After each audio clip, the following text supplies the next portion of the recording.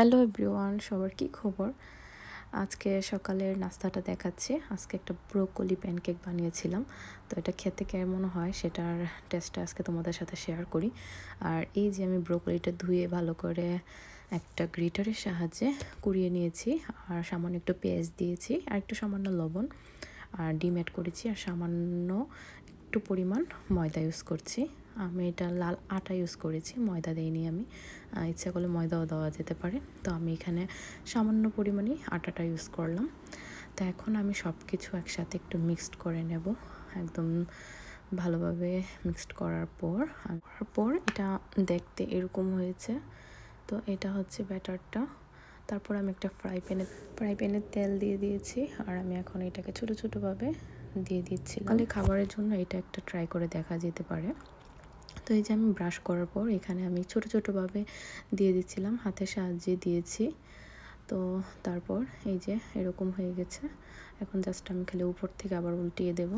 মানে একদমই সময় খুবই কম লাগে এখানে, 5-10 মিনিটের ভিতরে এগুলো হয়ে যায় সম্পূর্ণটাই। তো তোমরা এটা ট্রাই করতে পারো, খুবই ভালো ছিল এটা খেতে। বিশেষ করে বড়দের বলো বা ছোটদের বলো, সবাই এটা আসলে লাইক করবে, আর খুবই তাড়াতাড়ি হয়ে যায় আসলে খাবারটা।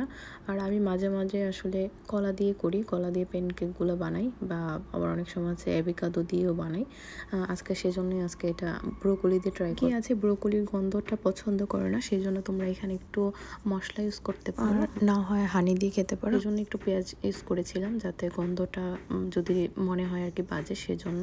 আসলে গন্ধ তেমন মানে লাগেই নেই এখানে। আর এই রেসিপিগুলো আসলে বাচ্চাদের জন্য খুবই বেশি উপযোগী দেখলাম, আর এগুলো আমি আসলে ফেসবুকেও দেখেছিলাম, এই রেসিপিটা ইউটিউবেও দেখলাম অনেক বেশি জনপ্রিয়। তো সেজন্য আজকে আমি নিজেই বানিয়ে নিলাম, আর খেয়ে তোমাদেরকে রিভিউটাও জানালাম। আমি এখন খুব সুন্দর করে সাজিয়ে নিচ্ছিলাম, ওকে ওর প্লেটে একটু দিয়ে দিচ্ছিলাম। তো ও দেখে এটা খুব ইন্টারেস্ট হচ্ছিল খাওয়ার জন্য। তো ওকে আমি এখানে 3টা দিয়েছি, তারপর আমার জন্য নিজের জন্য একটু নিয়ে নিলাম।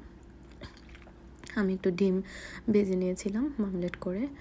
আর এই যে ওর খাবারটা, একটু সামান্য ডিম, আর এখানে হচ্ছে কিছুটা প্যানকেক, আর একটু অ্যাভোকাডো দিয়েছি, যেতটুকু ও খেতে পারে।